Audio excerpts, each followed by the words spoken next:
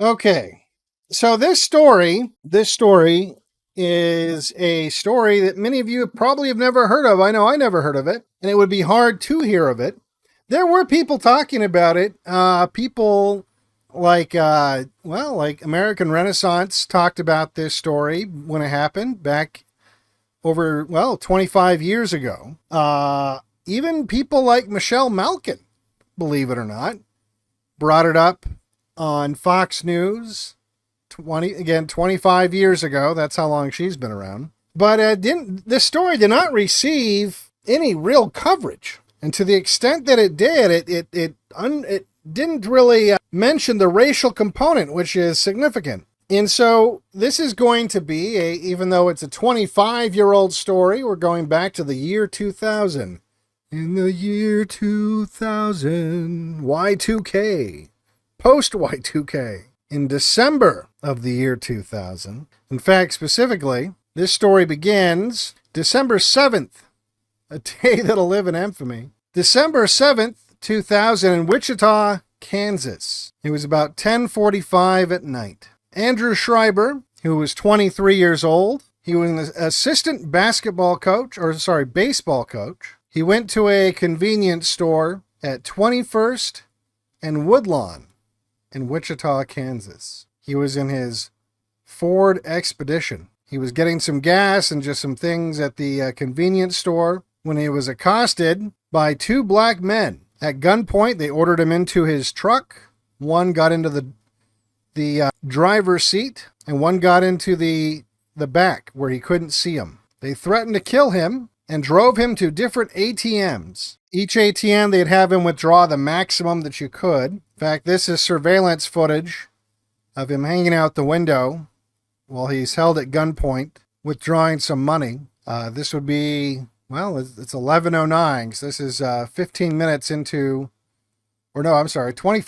into the ordeal. You might see that the watch there at the bottom, they stole his watch also. After that, they had him drive to another vehicle, they drove to another vehicle. One of them got out and got in this other vehicle, and they asked him to lay face down in the back of the truck. They then drove the truck to the middle of nowhere and shot out his tires while he was inside the truck, or at least one of his tires, rather, and then threw his keys in the snow. They then drove off. He waited for a little bit. He got up. In a panic, he just drove home with the flat tire and immediately called 911. You got to remember, this is back. People didn't have cell phones. In fact, this story would be completely different tonight, the one we're going to go over. This is just the very, very beginning of the story. But most of this story couldn't happen if phones existed. But you got to remember, in the year 2000, people had, most people didn't have a cell phone at all. And even in their house, they might just have like one phone. Now, a few days later,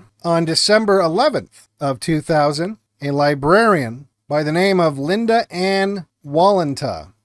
She was 55 years old. She was a cellist. There she is. She was finishing the last rehearsal for the Wichita Symphony before the season began. They were going to have a Christmas concert. At 9:40 p.m., while driving home in her Chevy Yukon, she noticed that she was being followed by a car with two black men inside. They followed her into her cul-de-sac on Dublin Court, just blocks away from where the incident with Schreiber had occurred. She pulled into her driveway, and a black man approached the driver's side window and pointed a gun at her. She was so nervous, she tried starting her truck that was already started, and when she tried to reverse away, he yelled, "Don't move, bitch," and shot her 3 times in the torso. Hitting reverse, she reversed into a tree across the street. She was hospitalized, paralyzed because of a severed spinal cord as a result of one of the gunshots. But the two kings got away, leaving behind only some shell casings. Now, just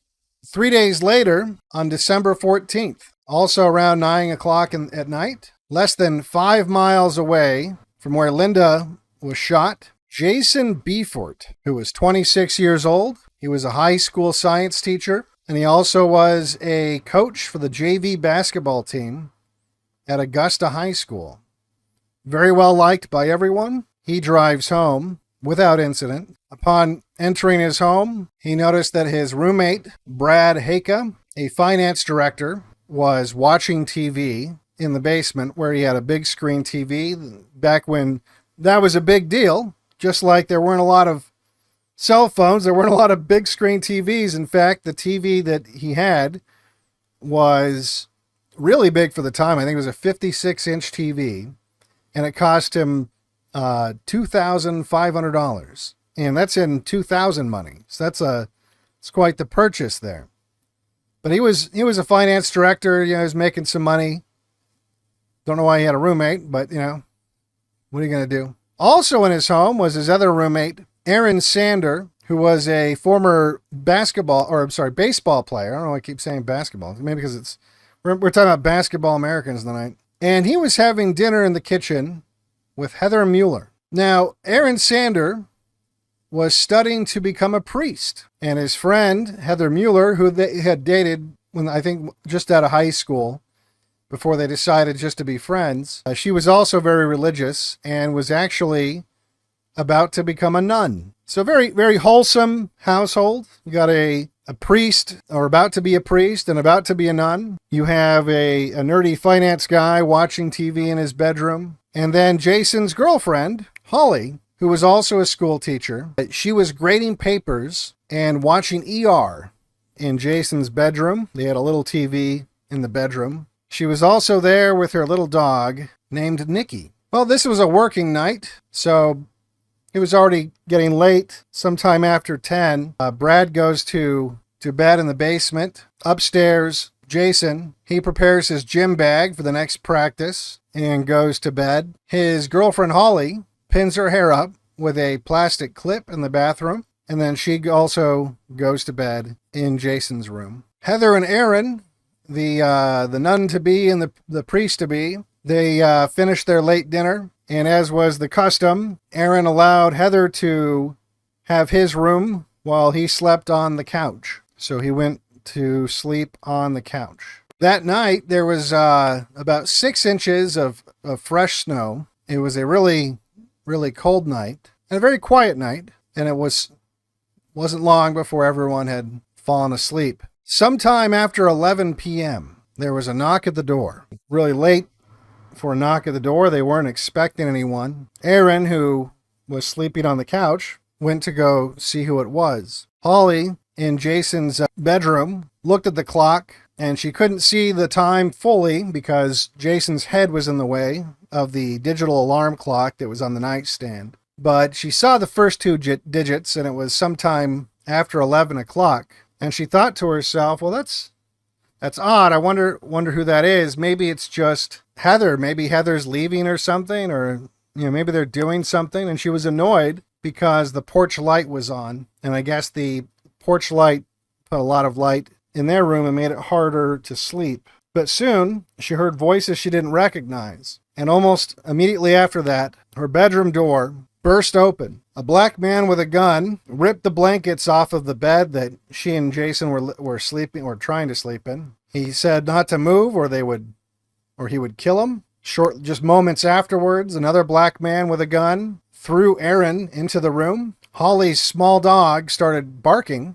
and the black man, the larger of the two, said that if they don't shut the dog up, he'd shoot it. He then demanded to know who else was in the house, and they told him about Brad in the basement and about Heather in Aaron's room. The smaller of the 2 black men left and retrieved Brad and Heather and threw them into the room. It was a pretty small bedroom. The bed took up most of the space. So on the bed was Heather and Jason. Aaron was sitting on the corner. Holly and Jason. Aaron was sitting on the corner. And then Brad and Heather were sitting on the floor. They then demanded to know where all the phones were, to which they replied that there was only one phone, and that was in the kitchen. They then at gunpoint ordered them, one by one, to strip naked, and one by one, they complied. While the 5 of them were all sitting there with guns pointed at them, naked, the larger of the 2 demanded to have all of their money. They then replied they didn't have any money. They had debit cards. They didn't have any cash. The larger of the 2 then demanded to know where the safe was. Apparently this is the nicest house he'd ever been in, and he assumed that rich people with big houses like this had to have safes, and didn't believe them at first when they said, there is no safe, we don't have a safe. The two disgusting kangaroos then started leering at the two naked white women and whispering to each other. They ordered the men into the small closet that was in Jason's room. They then ordered the naked women to come outside the room. Now, I'm going to warn you guys, I don't do trigger warnings, but this is pretty fucked up, and I'm only going over the details, this not to be salacious, but because you need to understand how fucked up this was. And especially because it's a story that got buried, you need to know how fucked up this was. And so if you have issues with really bad stuff, you're about to hear some really bad stuff, and I don't do it to be salacious or anything like that. It's just this is something people need to know about, like exactly what we're talking about, so that you have a little more context when we get towards the end of the stream. You'll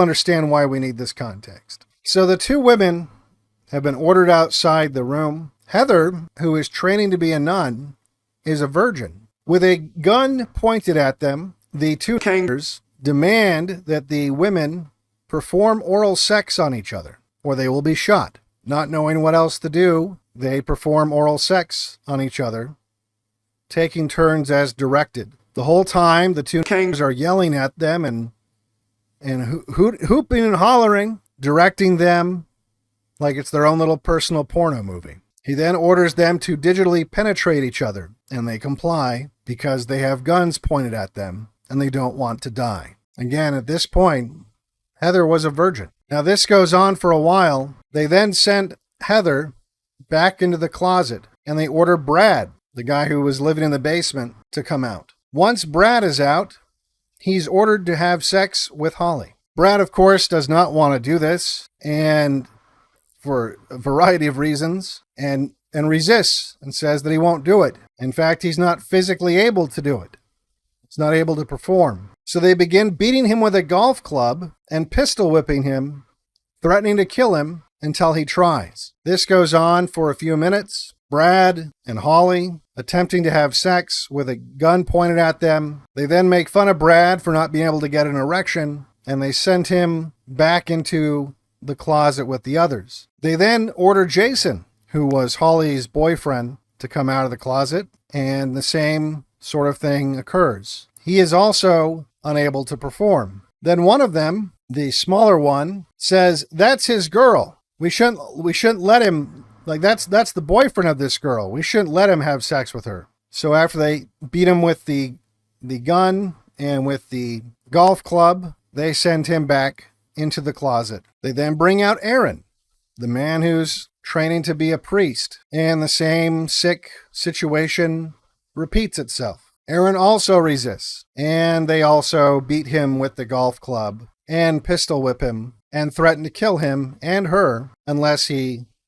has sex with her. He attempts to have sex. He also can't perform, and they order him back into the closet. They also order Holly back into the closet and bring out Heather. The same scene repeats itself now that it's Heather instead of Holly out there. First they bring out Aaron, who refuses to rape Heather. They beat him with the golf club, beat him with the gun, and so forth. They bring out each of the men, and the same situation over and over. At this point, one of them says, well, now we're going to take you to your ATMs. We're going to drive you to your ATM, and you're going to withdraw all the cash that you can. And if you cause any problems while we're out, we will kill everyone that's in the house, or we'll kill you. So the way that it worked is one of the kangaroos stayed with the humans in the house, holding them at gunpoint, while the other kangaroo would take one out, have them drive the vehicle, it was Jason's truck, to several ATMs to take out cash. This is one of the banks they went to. The timestamps kind of give us an idea as far as how long things have been occurring in the house. The repeated rapes and sexual humiliation have been going on for approximately an hour. The first ATM use was at 12:02, so just after midnight. There was an attempted $200 withdrawal from Brad's account, so Brad went first at the Intrust Bank ATM, and then at 12:05 an attempted $100 withdrawal from Brad's account, and then at 12:06 a balance inquiry on Brad's account. After Brad, they brought Brad back, ordered him back in the closet. They took out Jason. We know this because at approximately 12:30 there was a $200 withdrawal from Jason's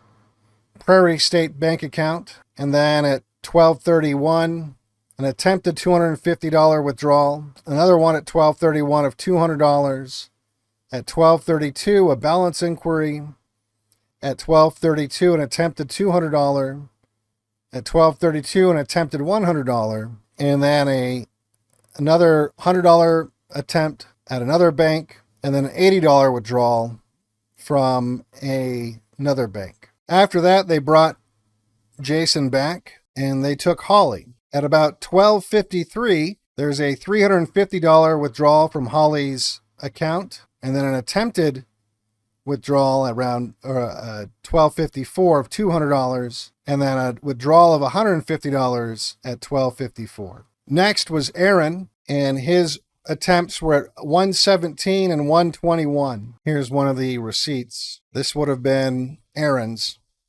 It looks like at 117. When the nigger that was taking people to the ATM was gone, the other nigger was raping Heather and Holly. At one point, Holly thought she might have been able to get his gun, but aside from being terrified as she was being raped, she realized she didn't know how to use a gun. And so she feared that if she grabbed the gun, she wouldn't know what she was doing, and he would just take it back and then kill her. Also, when Holly was taken to the ATM to get money, the nigger that was driving sexually assaulted her in the truck and told her or asked her if she had had sex with the other man, and then demanded that she tell him about it. He told her, "Oh yeah, you must really like the black dick. I bet if we met under different circumstances, I'd make you my girl." And of course, when they got back,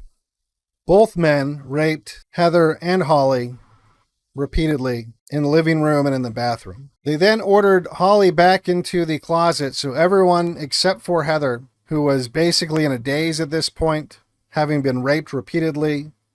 This was the woman that was training to be a nun, had gone through something that we can only imagine. She was basically just in a daze. She was kind of blubbering, and they didn't feel like they had to watch her too closely. And that's when the Kings went through the house looking for valuables and taking note of things they wanted to steal. They also found a bottle of whiskey and started drinking the whiskey, tauntingly asking the imprisoned people in the closet if they wanted some, to which they declined. While rifling through things in Jason's room, they heard something clanking around inside of this metal tin that Holly's mother had given Jason. They opened up the metal tin and they discovered the engagement ring that Jason had purchased because he was going to propose to Holly around Christmas time. And so as Holly and Jason and Aaron and Brad were all naked in the closet, that's how Holly discovered that Jason planned to propose.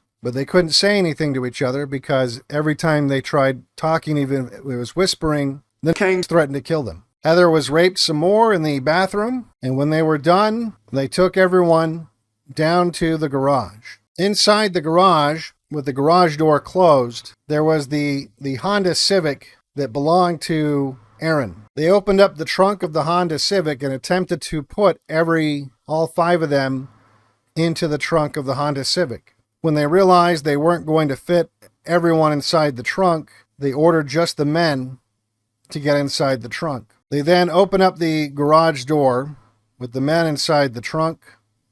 In the driveway was Jason's silver Dodge Dakota, the one they'd been using to drive to the ATM. Heather was told to stay with the King in the Honda Civic, while Holly was ordered to get into the Dodge Dakota with the other King. The Honda Civic followed the Dodge Dakota as it drove roughly just over 3 miles away to an empty field that was sort of part of a new development where they hadn't built any of the houses yet. They had paved the roads, but it was far off away from civilization. You know, the closest homes were, you know, like a mile off or so. The Honda Civic parked, and they ordered the men out of the trunk. They had Holly get out of the Dodge Dakota and sit in the Civic with Heather, and they had the 3 men kneel naked.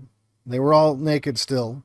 Holly had a sweatshirt on, and that was it. This is 6 inches of snow in December. It's really cold. At this point, Holly says to Heather, "They're going to kill us." They then open up the doors to the Honda Civic and order the 2 women to kneel in the snow next to the men. One by one, as they begged for their lives, they shot each one in the back of the head, execution style. When they shot Holly in the back of the head, she didn't fall immediately, so they kicked her in the back and watched as she face planted in the snow. The reason why Holly hadn't fallen is miraculously she had survived the close-range gunshot to the back of her head. The plastic hair clip that she had put in her hair before the Kangs came to their house had, by some freak chance, deflected the bullet, and while she was still struck with the force of a bullet to the back of the head, it saved her life. She saw stars and then nothing but gray, and that's when she felt the kick to her back. She realized that she was still alive, but she knew that if she moved or made a noise, they might shoot her again. So lying there in the snow, next to all of her friends, everyone she knew in life, feeling their blood and her blood pooling underneath her, she lay as still as possible, tried not to breathe. She heard the Kangs walking away and getting inside of Jason's truck, and then she was terrified as she realized what was happening. You see, to these Kangs, this wasn't enough. They wanted to run over their victims they had just shot in the back of the head. And so to Holly's horror, she had to remain still as the truck drove over her and her friends. Luckily, because of the fresh snow, she survived the truck running over her torso. That's an actual crime scene photo there. She lay there for some time, waiting until she couldn't hear the truck at all. Even then, she was too scared to move, but she wondered if maybe some of the others had survived. So she got up, looked around, the coast seemed clear, and one by one she inspected her friends, who all looked to her as if they were dead, but she didn't know. Her boyfriend, would-be fiancé, Jason, was bleeding out of his eyes. She thought that he might still be alive, so she took off her sweatshirt, the only thing she had. She didn't have shoes, anything. She was completely naked without it. And she wrapped it around his head, hoping to stop or slow down the bleeding if she could go and find help. Maybe they could save his life. Here are some more crime scene photos. The warm blood had melted the snow, but because it was so cold, it would then refreeze. So when the cops finally found the crime scene, they described really odd frozen blood patterns. She noticed a house off in the distance, or at least she thought it was a house. It looked like a house with Christmas lights on it. And so she thought maybe her best bet would be to run towards that house. It was really far away, though, because they'd driven them in the middle of nowhere. Turns out that house was over a mile away. Again, this is the coldest part of the night. At this point, it's almost 3 o'clock in the morning. She's completely naked, barefoot, 6 inches of snow. As she walks towards the house, she's afraid that any car that goes by might be the Kangs coming back to finish her off.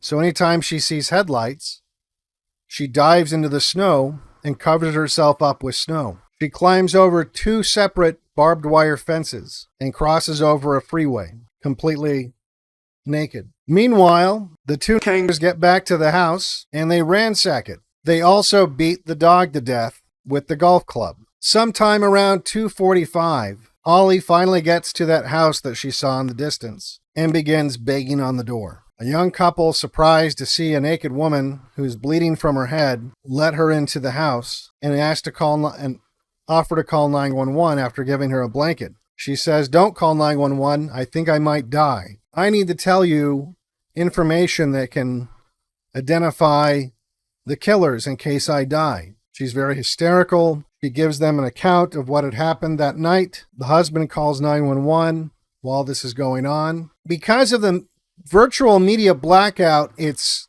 In fact, the DA purposely limited what was even available, including police interviews. Lots of stuff you can't get it. But I was able to cobble together little clips of the 911 call that I found when 10 years later it was covered on MSNBC. This is all that I could stitch together in terms of that 911 call. So it's not the best, but it's the best we can get. We need the ambulance. Okay, what's going on now? We got a girl that just came at our door, and she's naked and bleeding, and she said her friends have been shot. She's had people break into her house. Oh my God, help me, please. What happened? These two men broke into our house, and they held us, and they took everything, and they executed my 4 friends, and I've been shot in the head. We need an ambulance. I don't make it. I want you to know I've been raped, so you can check me. They made us bend on our knees in front of the car, and an ambulance on the way to where I am right now. One is tall and skinny, and he had hair like buckwheat, and he had on an orange and black blue sweater. He's on north on Greenwich under 96 highway, and on the left side of the road they're starting to build like some development, something, but there's no houses or anything around, and they drove us onto that street and they shot all of us. They made us bend on our knees in front of the car. So again, that's the only audio I can find, but it's amazing that she had been shot in the head basically an hour prior to that and had traveled a mile through the snow in that condition and still had her wits about her enough to want to make sure they got the killers, up to telling the 911 operator, I've been raped, so if I don't make it, you can test me and get their DNA. So the couple wrapped her in blankets and kept her warm until the first responders could show up. Still thinking she would die, she asked to call her mother so she could tell her mother that she loved her before she died. She thought she was mortally wounded.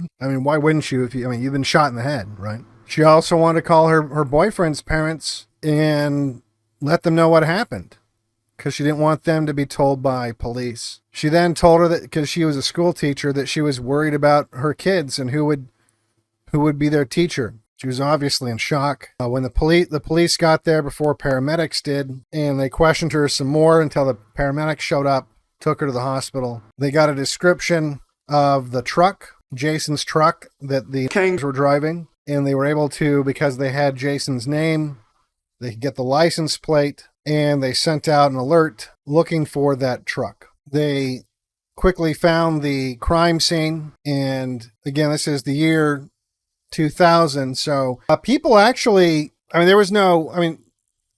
people got their news from the radio and from TV, and so if you were in the year 2000, you watched the morning, that's why they had it in the morning, at a time before you went to work.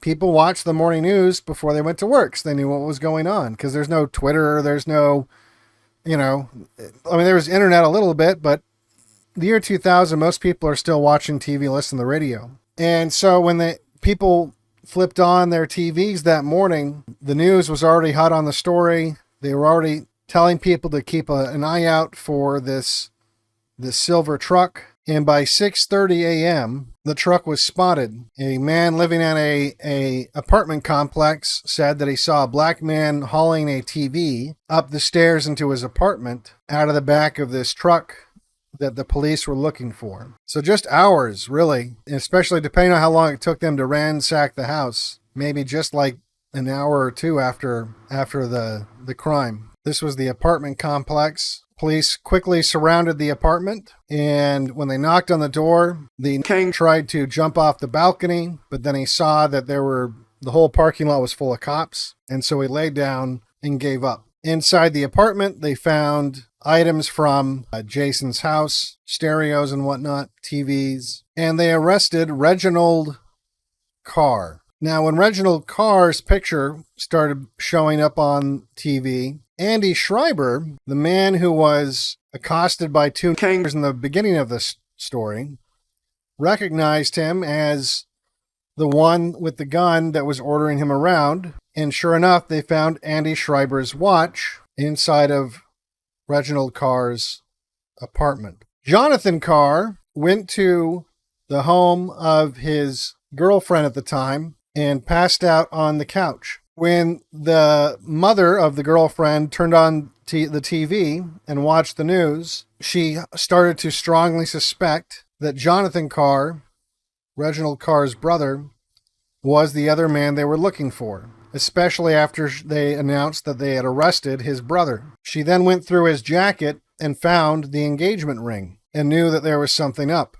She confronted him and he said, "That wasn't me. It ain't me." But she was convinced it was him, so she took her daughter across the street to a neighbor's house and called the police. The police showed up, and after a brief chase, they arrested Jonathan Carr. You can't find a whole lot of, like I said, you can't get the police interviews or any of that, and I'll explain why, I think. But one clip I did find was a real quick soundbite, really, from the cop that drove him to the police station. He claimed that Jonathan Carr, upon being put in the police car and driven to the police station, the first thing he asked was, "What happens when you commit capital murder?" And the cop said, "Well, they inject you with an injection and you die." And he said, "Does it hurt?" And he says, "I don't know. We've never been able to ask anyone." He asked me, "How do they do it?" I told him, "Well, you're strapped to a table, the needle's put in your arm, you're injected with a chemical, and you die." A little more pause as he thought about it, and then he said,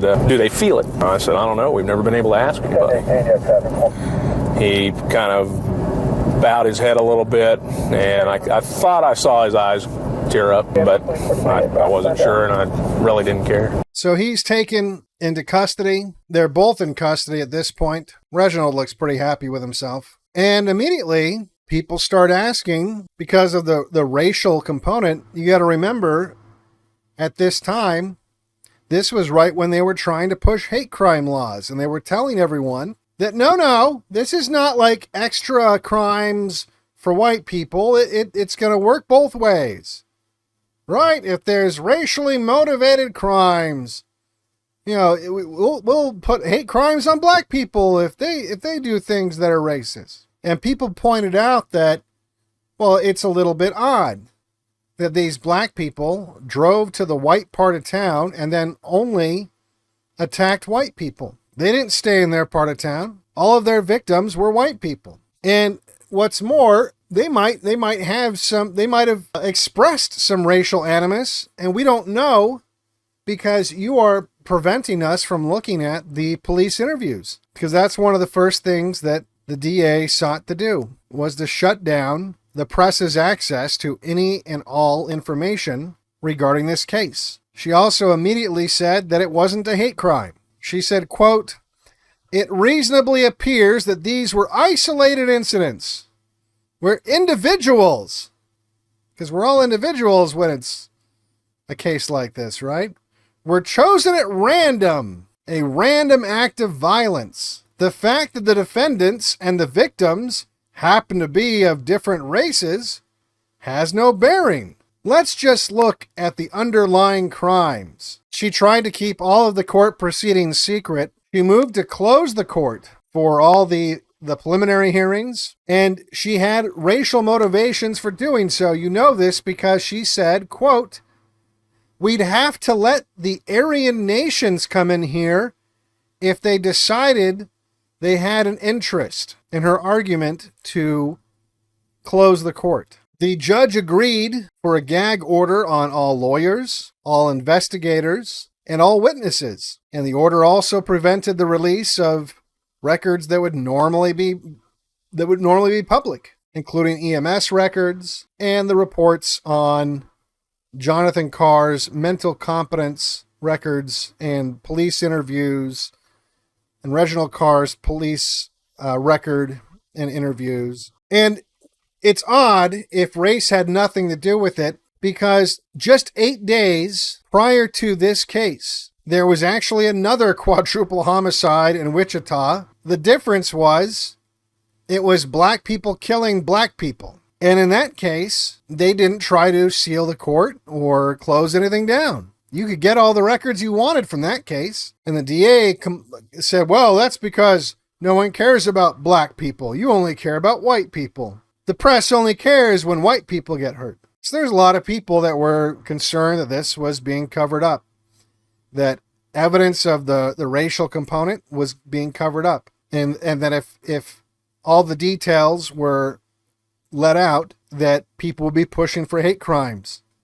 And that wouldn't be a good look, because hate crimes were designed to punish white people. Hate crimes were 100% designed to try to equalize the prison population, to add more white people in prison for longer, for equity purposes. That was the whole point of hate crime legislation, always has been. So it wouldn't do anyone any good to use hate crime laws against black people. The mayor, Bob Knight, also said, quote, "I'm not looking at it as a black and white issue. So in addition to making it difficult for people to get access to the documents, there was limited access to just the news generally.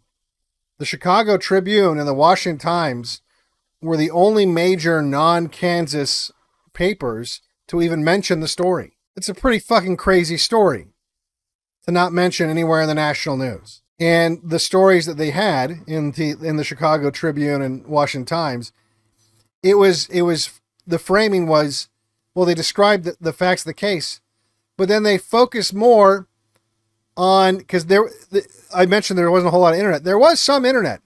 And you got to remember, in the year 2000, the internet was way more racist. Like the internet was more, it was like almost 100% white.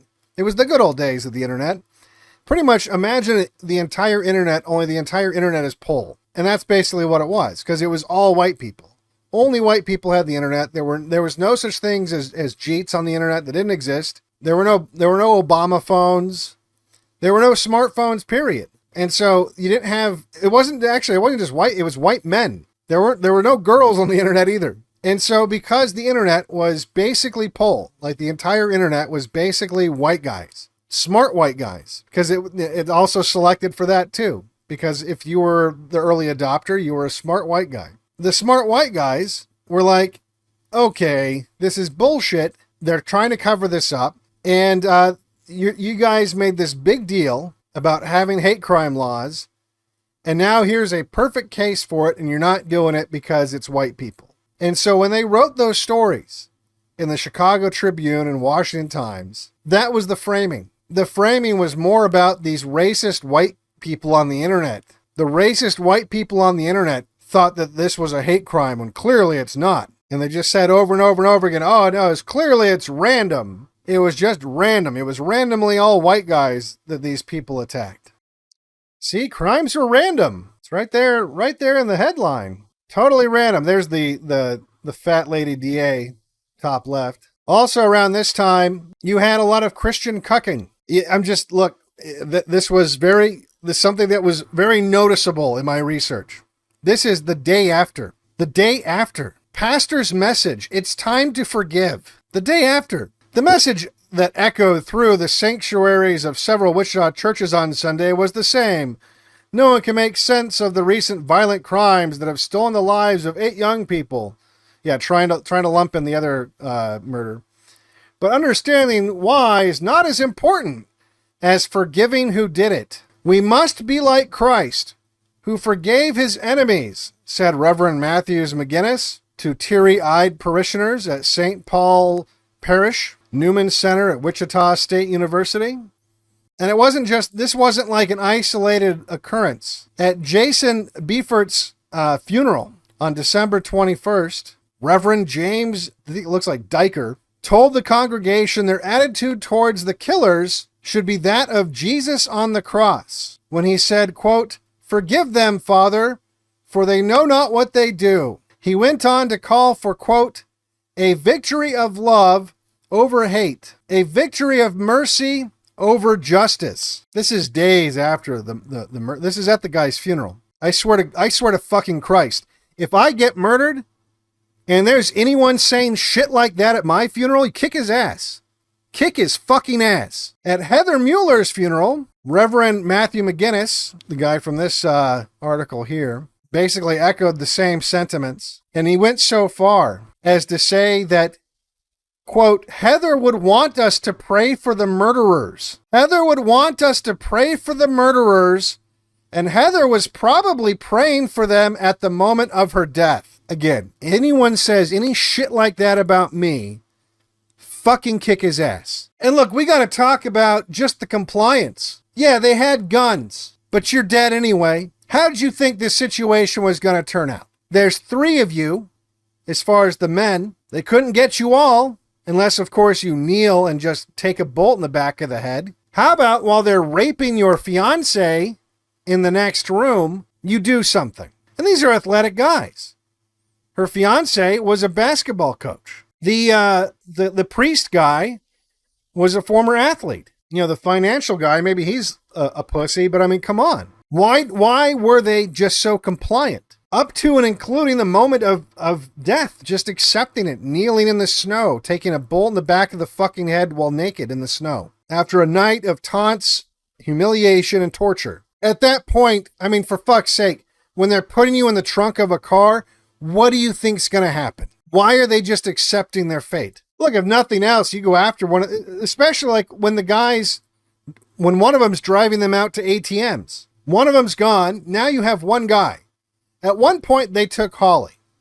So at one point, there's 3 guys and 1 king. You're telling me that the 3 of you guys can't try to overpower him while he's raping your friend? You're just huddled in the fucking closet. What, are you crying? Why are the whites so fucking pathetic in this situation? Look, it's fucked up. I get it. I'm not trying to shit on dead people here, but it got to this point because of the compliance of fucking white people. And this sick fucking shit about, oh, we need to forgive him. I bet she was praying for them as she got shot in the back of the fucking head. That's sick shit. The fact that hate crime laws were ever allowed in the first place, that is sick shit. What the fuck is wrong with white people? It's fucking disgusting.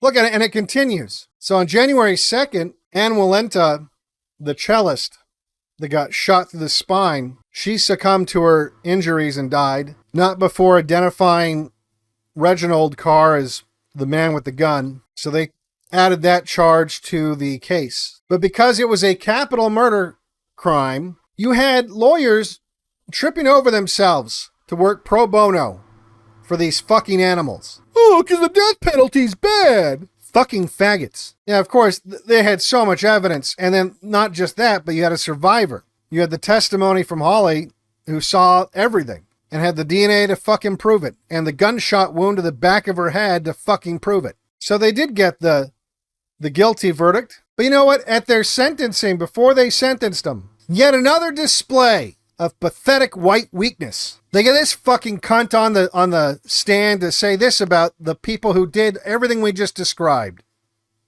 What can you tell us about Jonathan? I thought he was probably one of the nicest, polite, kind, warm, giving, always, he was the epitome of the finest young man you could find. Oh, he's a fucking super king. Oh, he's fucking super king over here. Just raped 2 girls and then murdered 5. But he's the kindest, most gentlest king I've ever met in my life. Don't give him the death penalty. Look at him. They're good kids. So this is the picture that the press starts floating around. Look at them. What could have gone wrong to make these totally cute, adorable nigglets go bad? What could have gone wrong? They were abused. They were abused and just they had been poor their whole life and they didn't know what they were doing. Besides, I bet Heather was praying for them all the way up to the moment she was shot in the back of the head. Here's, again, I couldn't find a whole lot of footage of this trial, and I found a little tiny snippets here and there. And this is Holly. They don't show her face ever because I understand why, you know. And this is her speaking at the sentencing. Every day there is a memory or a scar that reminds me of that night. While Reginald and Jonathan get to sleep peacefully in the jail, I wake up in sweats from my nightmares. I pace at night because of noises that I think are somebody breaking into my house. And every morning, I carefully blow dry my hair to cover up the spot that can no longer grow hair. I look at my knees and see the scars from the carpet burns that I got from the rapes. And these fucking kings showed no remorse the entire fucking time. No fucking remorse. Often laughing and joking around in the courtroom. I had no choice in what Reginald and Jonathan Carr did that night, and I wasn't given the choice to save Brad or Aaron or Heather or Jason. I had a choice to lie there and die or to get up and live. I chose to live, and I will still choose to live. So these fucking assholes here, they actually got guilty on all 56 counts, I think, except for Buckwheat there on the right. He got, they couldn't prove that he was the other Kanger in the Schreiber case. So he got off on that one, but it didn't matter. They gave him both the death penalty. But notice how there's not a lot of death penalty these days. Would it surprise you to learn these guys are still alive 25 years later? Would that surprise you? You see, things got complicated. 2004, this is after they were sentenced, I think, in 2002. The Kansas Supreme Court overturned the state's death penalty statute as unconstitutional, which automatically nullified their death sentence. Thanks to the new Jew on the court, the tiebreaker, Carol Beer, this fucking dyke Jew. But she was joined by Robert Gernon, this fat fuck here, Marla Luckert, this fat bitch here, and Donald Arlegrucci, this old Italian fuck. Now, their overturning of the death penalty was appealed up to the Supreme Court, and 2 years later, June 13th, 2006, the Supreme Court upheld Kansas's